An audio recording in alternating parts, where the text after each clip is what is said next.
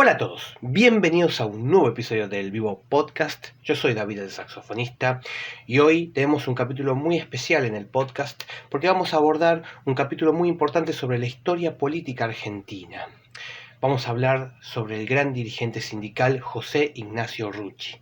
Y para abordar la temática de Rucci, para mí es un privilegio poder presentarlo a él porque es uno de los periodistas más grandes que conozco y a la vez el mayor conocedor sobre la historia del peronismo, el gran Juan Manuel Strasburger. Stras, para mí es un privilegio que estés nuevamente aquí en mi podcast y vamos directo a lo central. Stras, ¿cuál fue el rol que tuvo Rucci en el retorno de Perón? Uno recuerda siempre aquella mítica foto donde él está levantando el paraguas y Perón extiende los brazos en aquel 17 de noviembre de 1972. Pero quiero que nos cuentes cuál era el rol de Rucci, cómo fue que llegó a ser secretario general de la Confederación General del Trabajo. Eh, Su historia es impresionante y yo creo que vos sos la voz más autorizada para poder hablar sobre él. Así que extiendo el micrófono y quiero que nos cuentes todo, porque siempre es un privilegio poder escucharte. Querido amigo, bueno, gracias por los elogios. No creo merecerlos, pero los acepto desde el cariño. Bueno, Rucci es realmente fundamental. Fue realmente fundamental. La famosa foto, él sosteniendo el paraguas para que baje Perón y se reencuentre con el pueblo, es realmente, digamos, justa y válida para lo que significó Rucci en la previa. Hace justicia a su labor.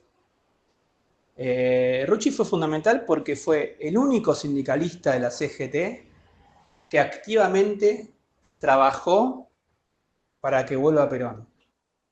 A ver, vamos a ampliar.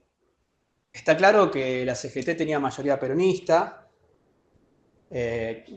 casi todos sus gremios, la mayoría, tenían conducción peronista, y como tal, todos se declaraban, por supuesto, bajo la conducción de Perón, ¿no? Entonces, ¿por qué yo digo esto de que Rucci fue el único? Porque una cosa es declararse a favor de que vuelva Perón o de que conduzca Perón, y otra cosa es activamente hacer las cosas necesarias para que eso suceda. Había venido pasando durante gran parte de la resistencia peronista que la conducción de la CGT, sus principales sindicalistas, sus principales dirigentes, por supuesto, habían resistido la intervención en principio de la Revolución Libertadora, que intervino la CGT, descabezó sus conducciones, prohibió manifestaciones, bueno, la quiso debilitar. La CGT se fue rearmando y de a poco fue recobrando un poco su poder, al punto tal que ya cuando estaba Onganía, era un elemento de poder que negociaba directamente y obtenía beneficios de parte del régimen, por ejemplo, de Onganía. O sea que en ese transcurso de años, 10, 15 años, efectivamente habían podido retomar posiciones, habían podido rearmarse, y eso merece elogios porque, por supuesto, que con una CGT fuerte es más fuerte y se defienden mejor los derechos de quienes son representados. Ahora bien, no había en esa conducción de la CGT un interés activo por efectivamente lograr que vuelva Perón. No porque no quisieran, sino porque el día a día, la coyuntura, las negociaciones por las paritarias, por los convenios colectivos, por mantener ese poder de la CGT, hacía que el otro objetivo quedara en segundo plano. Y eso fue así durante muchos años, inclusive con diferentes internas. Se suele centralizar todo en la figura de Bandor como la persona que encarna esto, pero no es solamente Bandor. Y además Bandor ejerció un liderazgo táctico y un liderazgo real que no era prestado, se lo había ganado bien y había obtenido muchos resultados positivos para la CGT.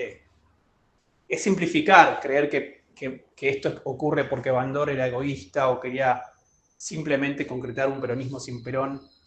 Uno se puede quedar con eso, pero ahí lo que perdemos de vista es que en general todo el universo de la CGT, en un contexto de proscripción del peronismo, de persecución de las ideas peronistas, de dictaduras militares o de gobiernos radicales que proscribían el peronismo y que tampoco permitían que se presente, es pedirle a toda esa CGT que encarne un excesivo heroísmo que no iba con lo que sucedía en la realidad.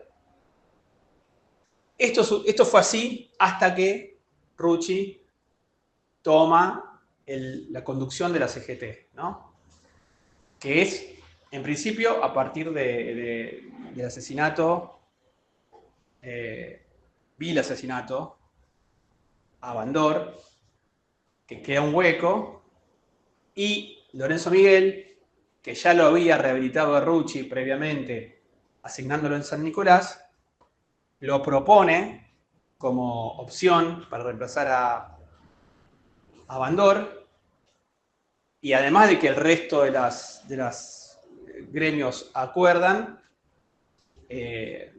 también recibe el visto bueno de Perón, que ya sabía de Rucci, no lo conocía personalmente, pero sabía de él a partir de cosas que él había manifestado y había hecho. Rucci toma ese salto inesperado a la conducción y decide, por motus propio, realmente encarar la vuelta de Perón. Entonces, eso es algo que salió, no estaba previsto por Lorenzo Miguel. Entonces él utiliza ese poder que tiene, que al principio era prestado porque se lo había habilitado Lorenzo Miguel por un lado y el resto, sus pares de la CGT, porque cuando alguien asume el CGT también se asume un gabinete, la comisión directiva. Hay varios puestos que se votan cada vez que se elige un secretario general. Y todos esos otros elegidos no respondían a Rucci. Pero Rucci, a partir del minuto cero, empieza a establecer como objetivo primario lograr que vuelva Perón. Y eso se logra teniendo una actitud no contemplativa, no negociadora, con, en ese momento, al principio, el gobierno de Livingston y posteriormente el gobierno de Lanusse. Rucci no, si bien por supuesto se sentaba a dialogar con quien sea, no cejaba en su interés por lograr que Perón vuelva, que el peronismo sea rehabilitado en el sistema democrático, y empieza a establecer un vínculo muy cercano con Perón, visitándolo a España, a Puerta de Hierro, estableciendo también un lazo afectivo con él, donde Perón se da cuenta que por primera vez tenía un sindicalista que respondía a él no solamente desde la palabra, sino también en los hechos. Y donde encima sentía, le había puesto el corazón a la tarea. Eso terminó conmoviendo a Perón y lo terminó ligando afectivamente a Rucci, ¿no? Se puede decir que Rucci, de entrada, sin pedir nada a cambio, se entregó a la causa. Y metafóricamente, y al final también literalmente, puso la vida en ese retorno.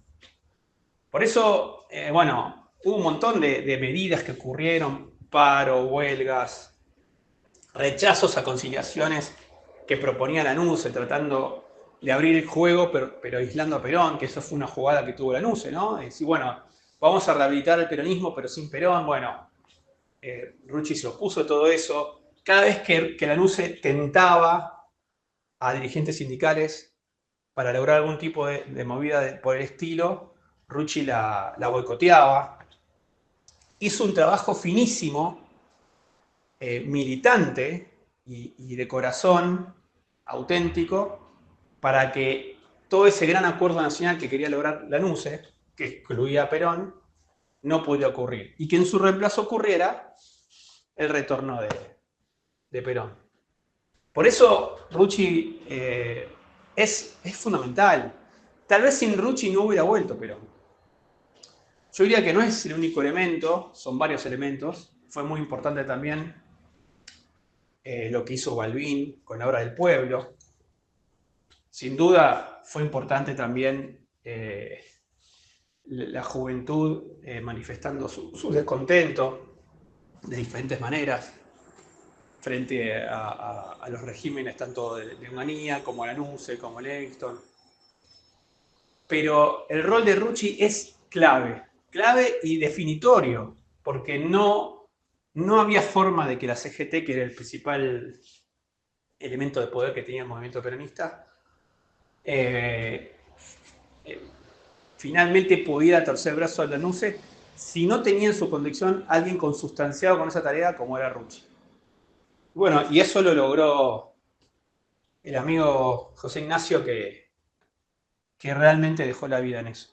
Ahora, Stras, me gustaría que nos recomiendes qué libros podemos leer para poder conocer mucho más sobre la historia de Rucci, cuáles son los libros que a vos más te impactaron poder leer, y a la vez si vos recomiendas otros libros sobre la historia del peronismo, puede ser de cualquier periodo del peronismo, pero bueno, si abordan la temática de aquel retorno de Perón, mucho mejor, por supuesto.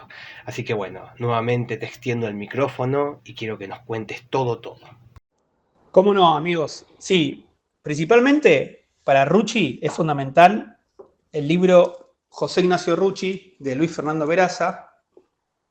Es una biografía clásica que recupera toda la vida de Rucci. Se consigue muy fácil, hay diferentes versiones, salió en el 2007, la hizo un historiador no tan conocido, pero que hizo muy bien su trabajo y es la primera biografía que comprende toda la vida de él. Y a partir de ahí podemos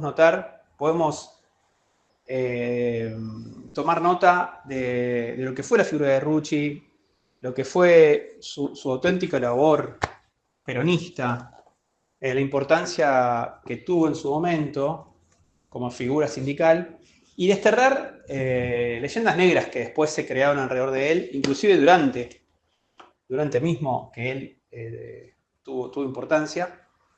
Que lo que querían era, básicamente lo que querían era ensuciarlo para que no tuviera éxito. Todo lo que se dijo era mentira, todo lo que se decía en ese momento, decían, por ejemplo, que era corrupto o que tenía o que hacía negocios o que solamente lo movía la violencia. La realidad es que murió sin grandes bienes, y con la casa hipotecada, sin un mango en el bolsillo, que la representación que tenían los trabajadores era auténtica, que nunca mató a nadie, que nunca hizo ningún trabajo sucio de nada, siempre se manejó en forma transparente, siempre dijo lo que pensaba de forma transparente, y al revés, a él lo mataron vilmente, por la espalda, sin decir quién fue. Por supuesto sabemos que fue Montoneros, pero no lo reconocieron directamente. Y simplemente porque él era importantísimo para el pacto social que planeaba hacer Perón aquí. Además, Rucci fue una persona que siempre tuvo en claro que en el movimiento peronista había compañeros, y hubo un montón de momentos donde él intentó recobrar el diálogo con lo que se llamó la juventud peronista, pero la juventud peronista, sus dirigentes no quisieron. Y prefirieron demonizarlo, prefirieron estigmatizarlo, prefirieron matarlo.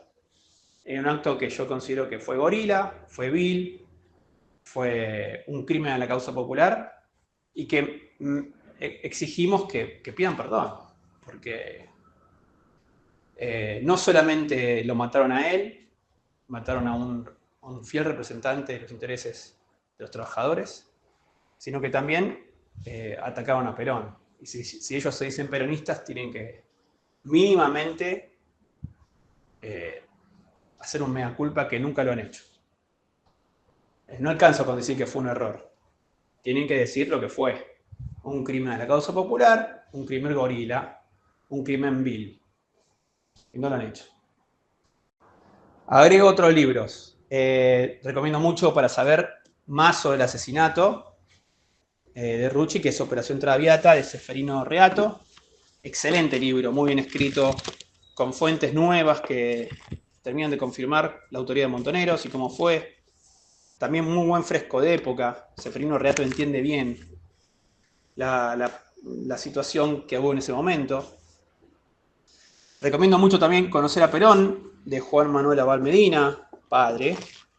Es un libro de memorias del que fue el último secretario del movimiento, una persona que era el enlace de Perón con sectores nacionalistas y con sectores de las Fuerzas Armadas y con la parte institucional del sistema político, y que además era joven y también estableció un vínculo con Perón y además se llevaba muy bien con Rucci. Recomiendo mucho para ver, sirve para ver, por ejemplo, cómo Perón lo apreciaba como un hijo a Rucci. Otro libro que recomiendo es el de Carlos Leiva, se llama Economía Política en el tercer gobierno de Perón, porque ahí se ven dos cosas. Primero, la solidez de lo que quería hacer Perón en su tercer gobierno. El plan trienal y el pacto social era realmente algo que se venía trabajando y que se pudo aplicar más o menos 1 año y medio, si se cuentan los meses, el mes de Cámpora, los meses de Lastiri, todo entero a Perón y 3 meses de Isabel. Más o menos ese fue el año de implementación de lo que hizo Helbart. Carlos Leiva fue uno de los funcionarios de Helbart y cuenta desde adentro la solidez de ese plan, el objetivo, y también cuenta qué importante que fue Rucci para sostener ese plan en la previa. Por eso recomiendo mucho ese libro también. Y finalmente, para terminar de redondear, recomiendo La lealtad de los montoneros que se quedaron con Perón, de Aldo Dusdevich, porque ahí se relata muy bien el episodio de Seiza, que fue magnificado, fue mitificado, con el solo objetivo de culpar a Rucci y a Perón de algo que no fue una masacre, que no fue planeado, que sí fue negligente, que sí fue, que merece ser criticado, pero que de ninguna manera puede justificar, por ejemplo, matar a Rucci, que encima no estaba en ese evento ni tuvo nada que ver. Bueno, es fundamental ahí porque Aldo Dusdevich, ex montonero juvenil, entrevista a un montón de manifestantes de la tendencia que justamente confirman que no fue una masacre como la que quiso cristalizar Berbisky en su libro Ezeiza. Así que con eso me parece que ya tenemos bastante bien. Hay más libros, pero esos son los que yo recomiendo en este momento. Muchísimas gracias, estás querido nuevamente por tu tiempo y muchas gracias a los que están del otro lado escuchando. Yo soy David el saxofonista, pueden encontrarme en las redes de esta manera y también pueden encontrar este podcast, el Vivo Podcast, en Spotify como Vivo Podcast o en mi perfil de YouTube, David el saxofonista. Les mando un saludo a todos, chao.